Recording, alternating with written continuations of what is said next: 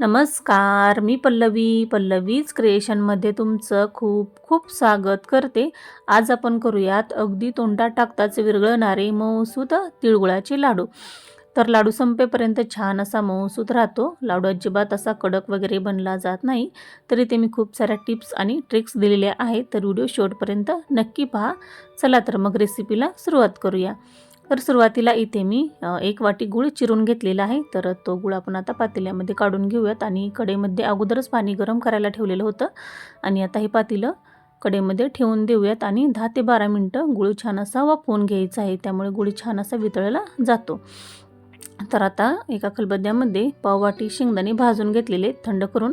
तर हे पहा या पद्धतीने आपण शेंगदाणे काढून घेऊयात.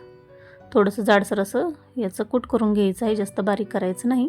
हे पहा या पद्धतीने, यापेक्षा तुम्ही बारीक करून घेऊ शकता तुमच्या आवडीनुसार. आणि आता सालं काढून घेऊयात. कढईमध्ये 1 वाटी तीळ टाकून घेऊयात आणि छान असं तीळ खमंग भाजून घ्यायचे. तर हे घरगुती देशी तीळ आहेत, त्यामुळे याचा कलर थोडासा लालसर आहे आणि तीळ अगदी पटकन भाजले जातात, अजिबात जास्त वेळ लागत नाही. 4 ते 5 मिनटात आपले तीळ छान असे खमंग भाजले जातात. तर हे पहा छान असं तडतड उडायला लागले की समजायचं आपले हे तीळ भाजलेले आहेत. आणि तुम्हाला जळूनही दाखवते, असं फुलले की समजायचं तीळ आपले छान असं खमंग भाजलेले आहेत. तर जास्त वेळ असं फुल गॅसवर तीळ ठेवायची नाहीत, नाहीतर काय होतं लगेचच करपले जातात आणि आपल्या लाडूला असा करपट वास लागतो. तर आता हे तीळ आपण खमंग भाजून घेतलेले आहेत. तर आता एका ताटामध्ये काढून घेऊयात आणि सालं काढून घेतलेले शेंगदाणे या ताटामध्ये काढून घेऊयात आणि मिक्स करून घ्यायचं. आणि तोपर्यंत आपला गूळ छान असं वाफलेला आहे, लगेचच काढून घ्यायचा. हे पहा गरम असतानाच लगेचच आपल्याला यामध्ये टाकून घ्यायचं आहे. तर हे पहा ही प्रोसेस आपल्याला थोडी फास्ट करायची आहे, नाहीतर गूळ असा थंड होतो.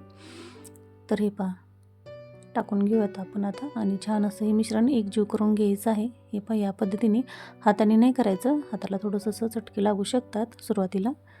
तर आता गूळ छान असं तिळामध्ये एकजीव करून घ्यायचं आहे. हे पहा चमच्याच्या साह्यानं छान असं एकजीव करून घेऊयात. हे गुळाचं मिश्रण लगेचच थंड होतं, त्यामुळे आपल्याला ही प्रोसेस थोडी फास्ट करायची आहे, नाहीतर नंतर आपल्याला व्यवस्थित लाडू बांधता येणार नाहीत. तर आता वरून 1 चमचा वेलची पूड आणि 1 चमचा तूप टाकून घ्यायचं. तूप टाकल्यामुळे आपल्या हाताला असं लाडू बांधत असताना चिटकलं जात नाही. तर आता छान असं एकजीव करून घेऊयात आणि हाताला असं थोडंसं तूप लावून घ्यायचं आणि छान असं हव्या त्या साईजमध्ये तुम्ही लाडू बांधून घेऊ शकतात. हे पहा या पद्धतीने लहान मोठ्या आकारामध्ये या पद्धतीने असं लाडू बांधून घ्यायचे. तर सुरुवातीला थोडंसं असं चिकट वाटतं, पण नंतर लाडू छान असं खुसखुशीत बनले जातात. अगदी तोंडात टाकताच विरघळणारे आपले हे लाडू बनवून तयार होतात. या मकर संक्रांतीला या पद्धतीने हे लाडू तुम्ही नक्की करून पहा.